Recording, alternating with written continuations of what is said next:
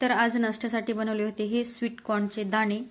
मस्तपैकी त्याला फोडणी देऊन त्याच्यावर तिखट, मीठ, जिरे वगैरे घालून छान वरती त्याला बटर घालून मस्त असे खाल्ले सगळ्यांनी. म्हणजे नाश्त्यासाठी तेच बनवले होते. आणि नाश्ता झाला की आपलं नेहमीच असतं दुपारचं जेवण, डब्बा, काय भाजी करायची हे ते सगळं. तर त्या आज आम्ही केली होती दोडक्याची सुक्की भाजी, डाळ दोडका.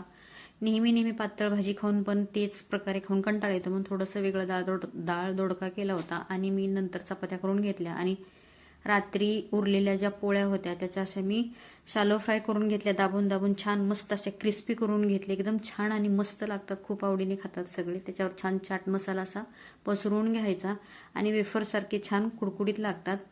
तर ह्या अशा बनवल्या होत्या. आमचा स्वयंपाक झाला की इथं मुलं जेवायला बसलेले आहेत. आम्ही लगेच बसणार आहे. आणि आमचं जेवण झालेलं, आमचं घरातलं सगळं कामावरून झालेलं आहे. आणि तुम्हाला कसा वाटला आमचा मिनी ब्लॉग नक्की सांगा. भेटूया पुढच्या व्हिडिओ.